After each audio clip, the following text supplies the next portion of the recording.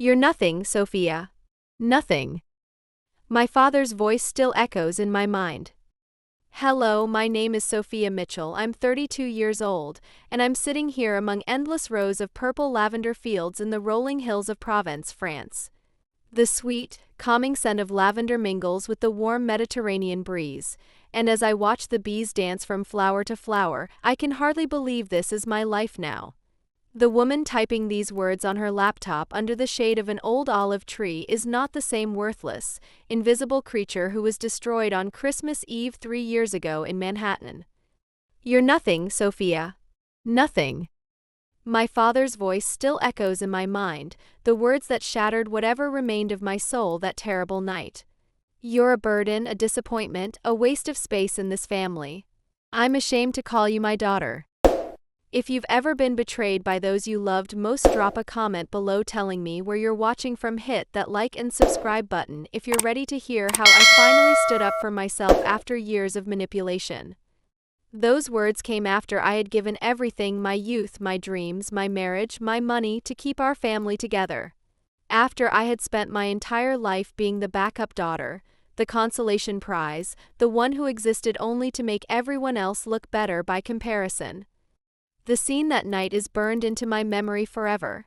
I had driven through a December snowstorm to make it to Christmas dinner, clutching carefully chosen gifts that had cost me my entire month's grocery budget.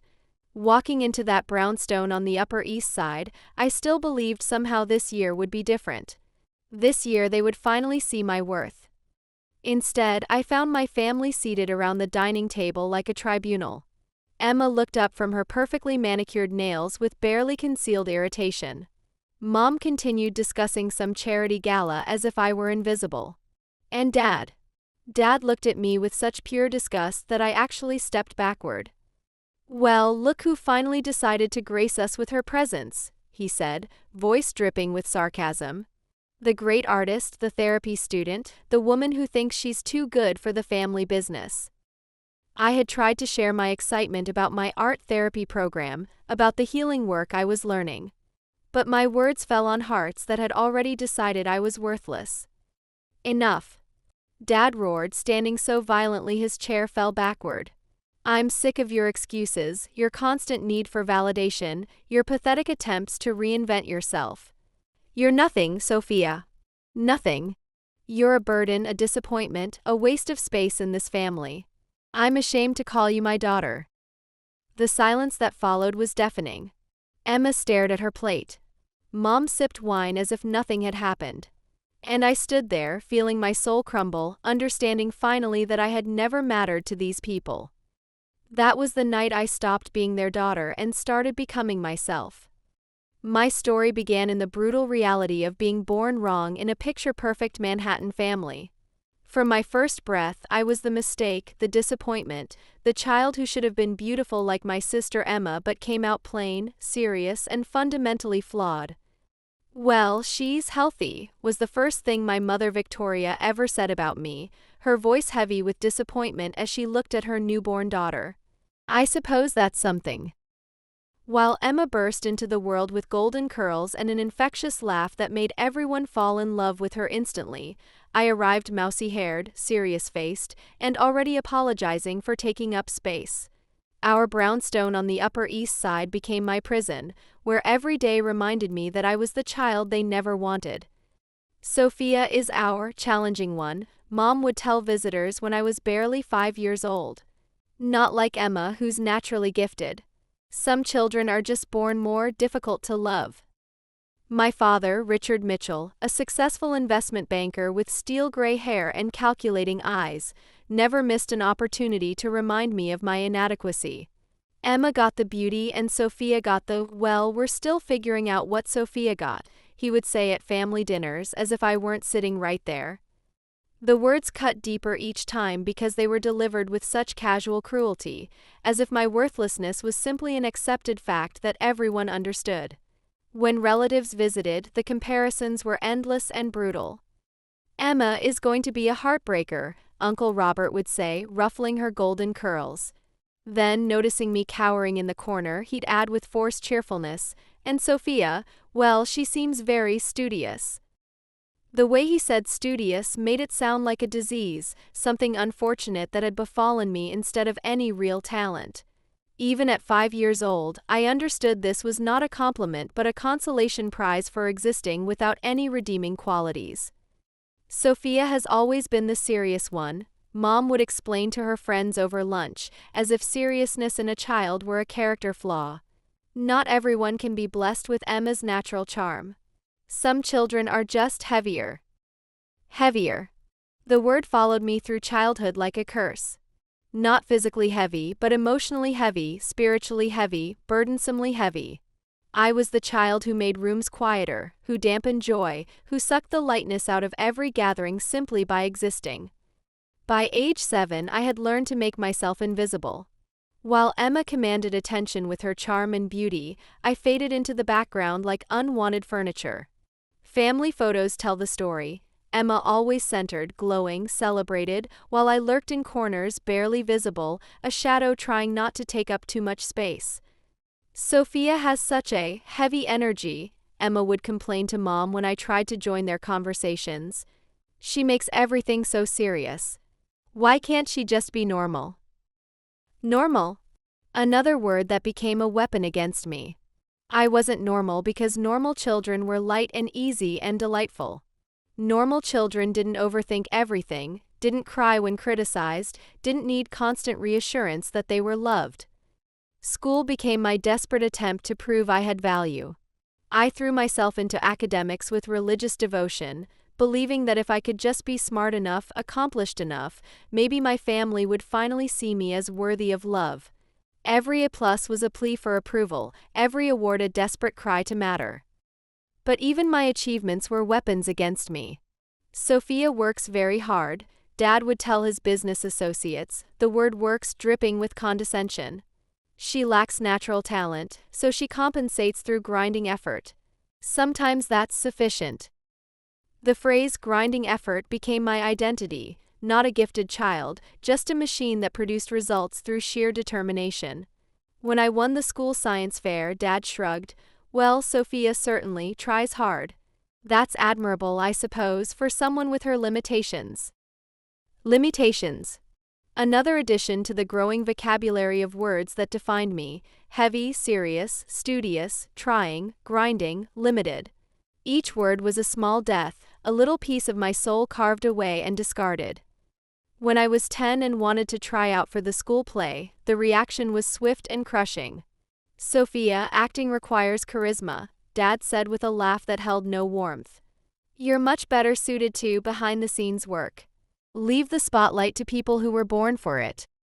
"But I want to try," I protested, my voice small and already defeated.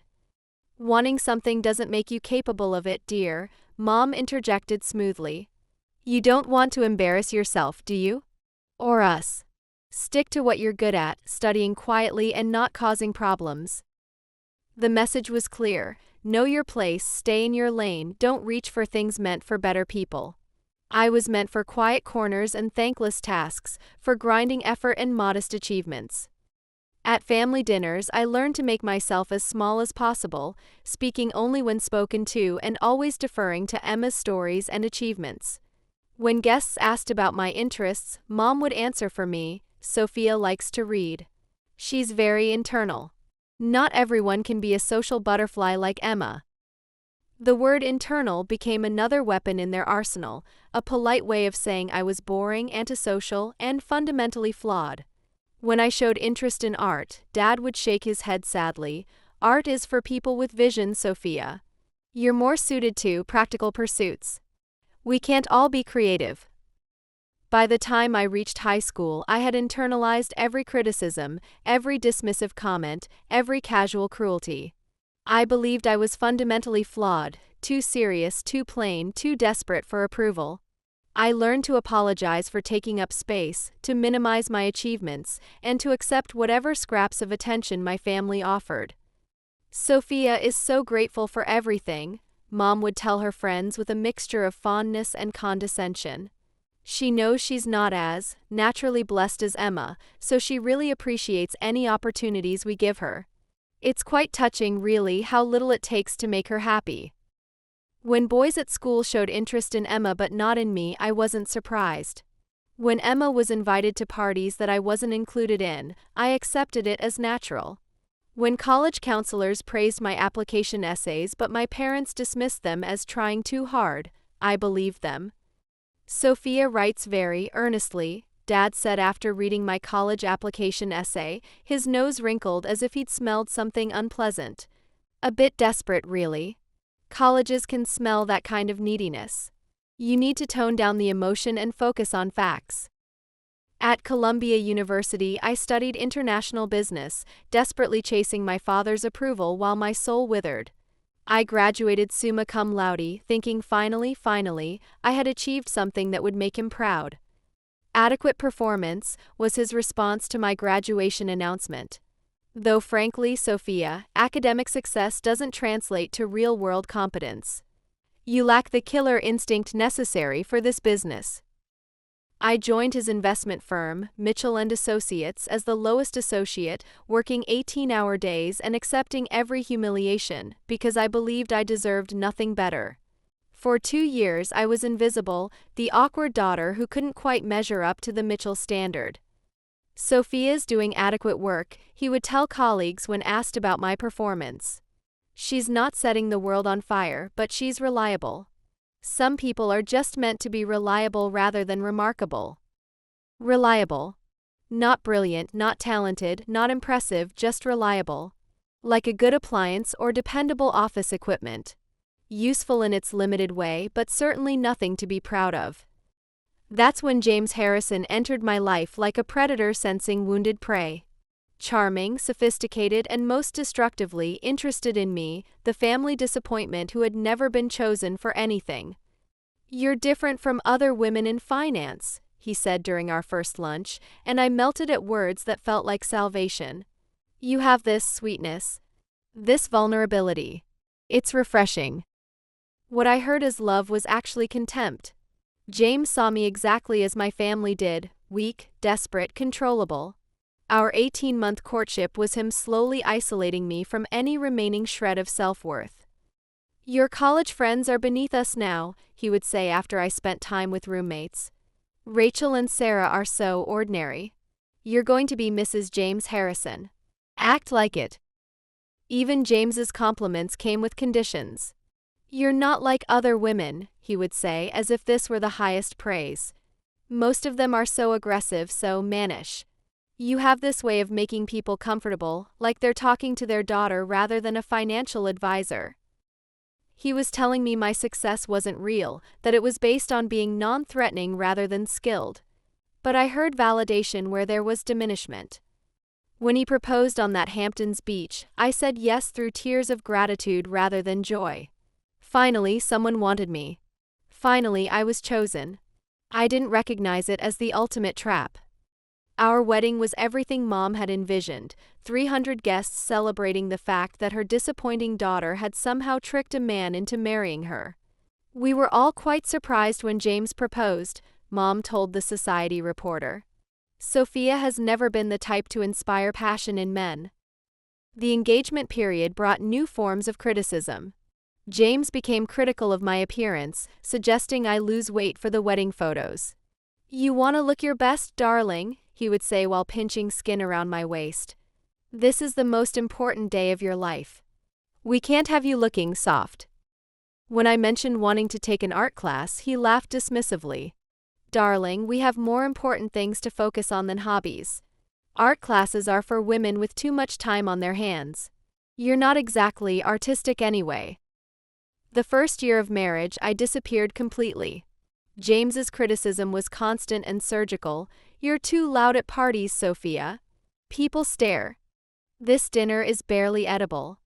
Could you try to look less desperate when we're with my colleagues? I accepted every insult because I believed I deserved them.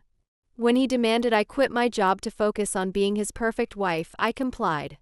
When he isolated me from friends, claiming they were jealous of our success, I believed him. When he controlled every aspect of my life, I thanked him for caring enough to guide me. Your friends are bitter about their own failures, he would say after I'd spent time with Rachel or Sarah. Can't you see how they look at you? They're waiting for you to fall so they can feel better about their mediocre lives. Gradually, my world shrunk until it consisted only of work, James, and the increasingly suffocating routine of our perfect life. When I tried to express feeling isolated, James would sigh deeply. Sophia, this is what adult relationships look like, he would explain with condescension. We can't all be teenagers forever, having sleepovers and gossiping. You need to grow up. The breaking point came when I discovered I was pregnant. For one shining moment, I thought maybe this child would give me purpose, would love me unconditionally. When I told James, his reaction was swift and brutal. This isn't the right time, he said coldly. You can barely take care of yourself. How do you expect to raise a child? When I protested, he unleashed the full force of his contempt. You're being emotional and irrational. This is exactly what I'm talking about, Sophia. You make decisions with your heart instead of your head. A child would ruin everything we've built. You're not ready to be a mother, and frankly, you never will be. You're too selfish, too needy.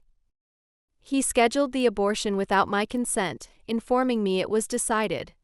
That night, something in me finally broke, not just cracked, but completely shattered. I realized I had spent 29 years accepting everyone's assessment that I was worthless, and now I was about to sacrifice my child to maintain that lie. I called Emma for the first time in months, sobbing into the phone. I think I'm lost, Em. I don't know who I am anymore. Come see me tonight, she said, and for the first time in years, someone offered me refuge. In Emma's tiny Brooklyn apartment, surrounded by warmth and creativity instead of cold perfection, I finally told the truth about my marriage, my family, my complete erasure of self. Emma listened with tears in her eyes. Sophia, she said, taking my hands, you know this isn't love, right? Love doesn't make you smaller. It makes you bigger. Those words ignited something in me I thought had died, a tiny spark of rebellion against everyone who had ever told me I was nothing. I started seeing Dr. Sarah Chun, a therapist who helped me understand that I had been systematically broken down by people who needed me small to feel big themselves. When James discovered my therapy, his reaction was vicious.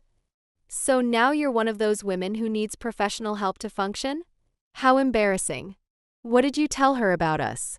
About me? When I tried to explain the therapy was helping me understand myself better, James shook his head in disgust. This is exactly what's wrong with your generation, Sophia. You think every feeling needs to be analyzed. Your grandmother raised 4 children without running to a therapist every time she felt sad. The final destruction came on our 3rd wedding anniversary. James announced he had accepted a transfer to London, and we were moving in 6 weeks. What about my life here? I asked. Your life is with me, he replied with icy finality. Besides, it's not as if you're irreplaceable anywhere. They'll find someone else to handle your mediocre work. That night, staring at the ceiling while James slept peacefully beside me, I made the decision that would save my life. I was leaving. Moving out while James was on a business trip felt like escape from prison. I took only my clothes, my books, and one small painting I'd hidden, a landscape I'd done in college before I learned that dreaming was for other people. James's reaction was nuclear. You'll never find anyone else who'll put up with your neediness, your pathetic desperation for approval, he screamed over the phone. I was the best thing that ever happened to you, and you're too stupid to see it. You'll end up alone, Sophia. Alone and bitter. My parents' response was equally devastating. You're throwing away everything for some selfish fantasy about finding yourself, Dad raged. James invested 3 years in this marriage. How do you think this makes our family look? Marriage is work, Mom added coldly. You can't just run away when things get difficult. At your age, do you really think you'll find better? But the cruelest blow came from Dad during our final lunch. You had everything, a successful husband, a beautiful home, respect. Why would you throw that away? I hope you're prepared for the consequences of your selfishness, because when you end up alone and regretful, don't come crying to us. The divorce proceedings were brutal. James tried to turn colleagues against me, spreading rumors about my mental instability. Sophia's having some kind of breakdown, he told anyone who would listen. She's been seeing a psychiatrist. Very unstable. I tried to help her, but some people are just damaged. Some friends sided with him, choosing the narrative that I was having a midlife crisis rather than acknowledging emotional abuse. I just don't understand what Sophia's thinking, I overheard one colleague say. James is such a catch. She must be going through some kind of crisis. Another friend cornered me at a coffee shop. Sophia, are you seeing someone else? Because that's the only way this makes sense. James is devastated. You're not exactly a prize yourself, you know. You should be grateful someone like him wanted to marry you. I quit my job, used my divorce settlement to study art therapy, and slowly began rebuilding myself from nothing. But every step was met with family mockery. Art therapy? Dad laughed bitterly. That's not a real career, Sophia. You're going back to school to learn finger painting. How will you support yourself with that nonsense? When I explained art therapy was a legitimate field, he laughed dismissively. Sophia, you're spending money you don't have to pursue a career that doesn't exist. When this fantasy falls apart, don't expect us to support you. Mom was equally cutting, I suppose it's fitting. You've always been artistic in your own, limited way. Though I do worry about how you'll explain this to potential husbands. Men don't typically want to marry art teachers, dear. I painted again for the first time since college, and with each brushstroke, I felt like I was painting myself back into existence. During my second year of graduate school, I became fascinated by research on lavender and agricultural therapy, how working with plants could heal trauma. When I inherited my grandmother's cottage in Provence, 20 acres of neglected lavender fields, and announced I was moving to France, the family's reaction was explosive. This is the final straw, Dad said with cold finality. You want to play farmer in France? Fine. But don't come crawling back when reality hits. You're embarrassing this family. What are we supposed to tell people? Mom added. Our daughter is digging in dirt in France, pretending to be a farmer. It's humiliating. Even Emma seemed skeptical. Sophia, you're a New Yorker. You get anxious when there's no cell service. How are you going to live on a farm in rural France? Former friends were equally discouraging. This sounds like a midlife crisis, Sophia. You're running away from your real life instead of dealing with your problems. Only Dr. Chen understood. Sophia, for the first time since I've known you, you're not asking permission to live your life. That's the biggest breakthrough you could have. I moved to Provence with 2 suitcases and a shattered heart, but also with something I'd never had before: determination to prove everyone wrong. The first months were brutal. The farmhouse was crumbling, my French was terrible, and I had no idea how to farm. I cried myself to sleep most nights, hearing James's voice telling me I was pathetic, Dad's voice calling me a disappointment, Mom's voice asking why I couldn't just be grateful for whatever scraps of love I received. But slowly, working with my hands in the lavender fields, something began to heal. Under the guidance of Marie Claire, a local farmer who became my mentor, I learned that lavender, like people, blooms most beautifully after being cut back severely. Stop thinking so much, Marie Claire would say as I overthought every pruning cut. Plants respond to action, not anxiety. When I told my family about Marie Claire, even this relationship was diminished. I'm sure she's lovely, Mom said with false sweetness, but you need to be careful about getting too attached to the locals. They see you as a rich American they can take advantage of. I learned the rhythm of lavender farming, the patience required, the attention to detail, the satisfaction of nurturing something back to health. The work was physical in a way I'd never experienced, but as my body grew stronger, my mind grew quieter. When I shared photos of my work-roughened hands with Emma, her response was telling. Oh my God, Sophia, your hands look terrible. Don't you have gloves? And your nails, when was the last time you had a manicure? By the end of my first year, I had successfully restored 5 acres of lavender and produced my first small harvest. When I called to share this success with my parents, the response was predictably underwhelming. That's nice, dear, Mom said in the tone she might use to praise a child's finger painting. Though I hope you're not thinking this little hobby can actually support you financially. Dad was more blunt. Sophia, making lavender soap is not a business. It's a craft project. You need to think seriously about your future because playing farmer isn't going to pay your bills when you're 50.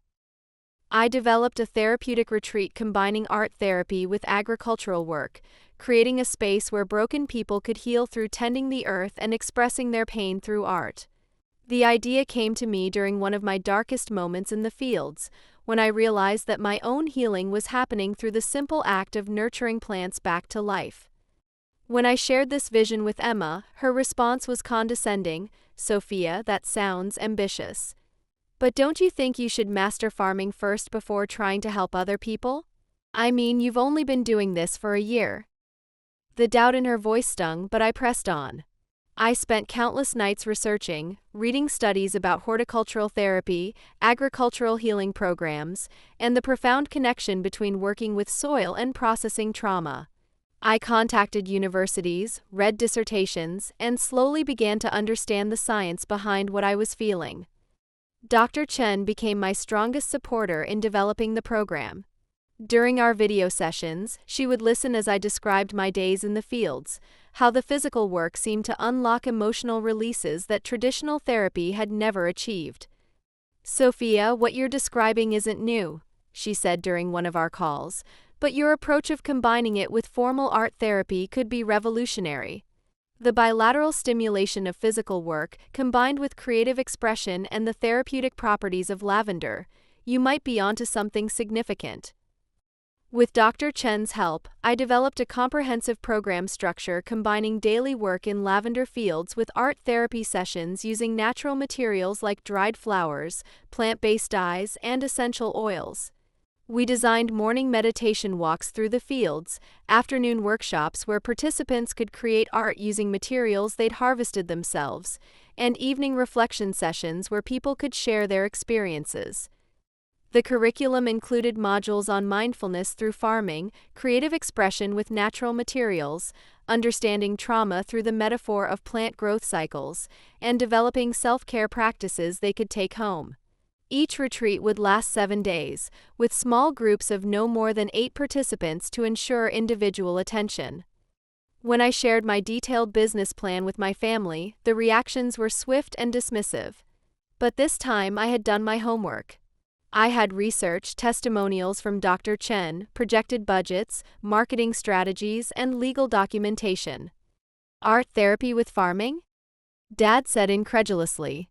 "Sophia, that's not a business, that's some new age nonsense. Who's going to pay money to dig in the dirt and finger paint?" Mom was equally skeptical. "Darling, people who can afford retreats go to spas, not farms. They want luxury, not manual labor. You're completely misunderstanding your market." The first retreat exceeded all my expectations. Watching participants dig in soil, tend plants, and create art inspired by their experiences was magical. I saw walls come down, laughter return, confidence slowly rebuild.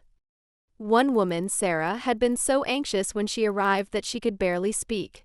By the end of the week, she was leading morning walks through lavender fields and had created a stunning piece about finding beauty after betrayal. "I feel like myself again," Sarah told me on her last day, tears streaming down her face. "I didn't even remember who that person was until this week." When I shared this success with my family, responses were characteristically deflating. "One successful week doesn't make a business, Sophia," Dad said flatly. "Anyone can get lucky once. The real test is whether you can sustain this." Mom's reaction was even more cutting. "I'm sure these people were very grateful, dear, but desperate people will praise anything that makes them feel momentarily better. Don't mistake their gratitude for professional validation." Word spread through Dr. Chen's network and online reviews. Soon I was booking retreats months in advance and expanding accommodations. I hired additional staff, including a local chef and massage therapist. Each expansion was met with skepticism from home. "How much are you spending on staff?" Dad demanded. "You're probably operating at a loss and don't even know it." My program grew beyond my wildest dreams, hosting over 100 guests each year and employing 5 local people. But even success couldn't silence the voices.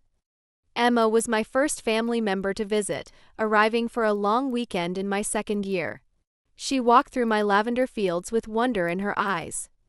"Sophia, you're glowing," she said as we sat on my terrace watching sunset paint the fields purple. "I haven't seen you this happy since we were kids." But even Emma's support came with underlying doubt. Throughout her visit, she kept asking questions that revealed skepticism. "But what's your 5-year plan? And what happens when you get too old to do this physical work?" When she left, she said, "You didn't run away from your life. You ran toward it." But her parting words revealed continued concerns. "I worry about you being so isolated. You don't have a safety net here." When Dad visited and saw my thriving business, he said, "It's not what I would have chosen for you, but you seem to be making it work. Though this is fine for now, what about when you want a real career again?" Mom's parting words were equally cutting. "I hope you're putting money aside for your future. You can't do manual labor forever, and when your looks go, you'll need something to fall back on." 3 years later, as I sit in my lavender fields listening to the bees and typing these words, I think about the woman I was, the worthless, invisible creature who accepted everyone's assessment that she was nothing. The woman I am now has dirt under her fingernails and lavender oil in her hair. I wake up excited about each day, make decisions based on my own judgment, and am surrounded by people who value authenticity over appearances. When former colleagues see my social media posts, they comment that I seem to have lost my sophistication, as if being real is somehow lesser than being polished. James contacted me recently, going through his second divorce, wanting to apologize. "I realize now that I was difficult to live with," he said during our video call. "I guess I never appreciated what I had with you." But then, unable to help himself, he added, "Though I have to say, you seem to have lost some of your sophistication. Rural life has made you very earnest." I appreciated his apology but realized I no longer needed it. I had forgiven everyone not for their sake but for mine. My story is still being written, and each chapter brings new challenges and revelations. Next year, I'm publishing a book about combining art therapy with agricultural therapy, titled Blooming After the Cut, a guide to healing through nature and creativity. The book will include scientific research, case studies from my retreats, practical exercises people can do at home, and my personal story of transformation. When I told Dad about the book deal with a major publishing house, his response was predictably deflating. "I suppose there's a market for everything these days. Though I hope you're not expecting to make real money from a book about flower therapy. The publishing industry is brutal, Sophia. Most books fail." But this time, his words bounced off me like rain off a well-tended plant. I had learned that his need to diminish my success came from his own fear of failure, his own regret about dreams he'd never pursued. His criticism was really about him, not me. The book advance was substantial enough to fund a major expansion of the retreat facilities. I'm adding 4 more guest rooms, a larger art studio, and a greenhouse where participants can start plants to take home with them. I'm also developing a training program for other therapists who want to incorporate agricultural therapy into their practice. Several universities have reached out about research collaborations. A professor from the Sorbonne wants to study the neurological effects of my program, measuring brain activity before and after retreats. An American university is interested in developing a formal certification program based on my methods. I've been invited to speak at conferences around the world, wellness symposiums in California, therapeutic farming conferences in the Netherlands, art therapy conventions in Australia. Each invitation feels like validation not just of my work, but of my decision to trust my instincts and follow my own path. The little girl who was told she was too heavy, too serious, too limited, is now being asked to share her expertise with professionals around the globe. The woman who was dismissed as adequate and reliable has created something remarkable and innovative. But perhaps the most meaningful recognition comes from the continued stream of participants who arrive at my retreat carrying their own wounds and leave with tools for healing. Last month, I welcomed a group that included a firefighter with PTSD, a mother grieving the loss of a child, an executive experiencing burnout, a cancer survivor learning to trust her body again, and a young woman recovering from an eating disorder. Watching them work together in the fields, support each other through difficult emotions, and create beautiful art from their pain reminded me why I do this work. It's not about proving anything to my family or former colleagues. It's about creating space for people to remember who they are beneath their wounds. The transformation is always profound to witness. On the first day, participants typically arrive guarded, skeptical, often unable to make eye contact. They're carrying shame about their struggles, convinced that their pain makes them broken or weak. By the third day, something shifts. Hands that were hesitant begin to work confidently with the soil. Voices that were quiet begin to share stories. Eyes that were downcast begin to see beauty. By the final day, the change is remarkable. People stand taller, laugh more freely, speak with confidence about their plans for the future. They exchange contact information and promise to stay in touch. They hug me with tears in their eyes and tell me this week has saved their lives. I came here feeling like damaged goods, one participant told me during our closing circle last week. I'm leaving knowing I'm a work of art in progress. These moments make every criticism, every doubt, every moment of fear worth it. They remind me that choosing authenticity over approval, growth over safety, and my own truth over other people's expectations was the best decision I ever made. I still receive occasional messages from James, usually when he's between relationships or having professional difficulties. His latest email, sent after he saw an article about my book deal, was typical. "Congratulations on your little book, Sophia. I'm glad you found something to keep you busy in your rural exile. I hope it brings you the modest success you're capable of achieving." Even now, he can't simply congratulate me without diminishing the achievement. But his words no longer have any power over me. I read his message, felt a moment of sadness for the bitter person he's become, and deleted it without responding. I've learned that some people will never be happy for your success because it highlights their own unfulfilled potential. They need you to stay small so they can avoid examining why they've chosen to remain that way themselves. Setting boundaries with these people isn't cruel, it's necessary for your own growth and well-being. My relationship with Emma has continued to evolve and deepen. She visits twice a year now, bringing different friends each time who are curious about the retreat experience. She's started incorporating some of my techniques into her theater work, using nature-based exercises to help actors connect with their emotions and access authentic expression. "You've changed the way I think about creativity," she told me during her last visit. "I used to think art was about performing for others, getting applause, being seen as talented. But watching what you do here, art is really about truth-telling, isn't it? About expressing what's real inside us." Watching Emma find her own path to combining creativity with healing has been one of my greatest joys. She's begun developing a workshop series called Authentic Expression Through Performance that helps people use theater techniques to overcome social anxiety and self-consciousness. "I learned it from you," she said when I praised her innovative approach. "You showed me that the most powerful art comes from working through our wounds, not hiding them." But his words no longer have the power to diminish me. I've learned that the people quickest to judge your path are usually most afraid to examine their own. If you're reading this and feeling worthless, invisible, like nothing you do will ever be enough, know that those voices are lying. The people who need you to stay small do so because your growth threatens their comfort with their own limitations. Sometimes we have to let old versions of ourselves die to become who we're meant to be. It's terrifying, and everyone will tell you you're making a mistake. But I promise you, choosing yourself, despite all the voices telling you you're wrong, is worth it.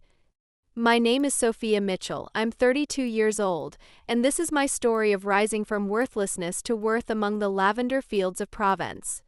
The woman writing these words learned that the most beautiful blooms come after the harshest cutting. If you're brave enough to do your own cutting, despite everyone telling you you're nothing, you might discover you're more resilient and valuable than you ever imagined. The criticism never stops. Even now, people will read this and think I'm selfish, impractical, naive. They'll say I ran away from my responsibilities, gave up too easily, am living in a fantasy. To them I say, your opinion doesn't determine my worth. I've learned that the people quickest to diminish your dreams are usually most afraid of pursuing their own.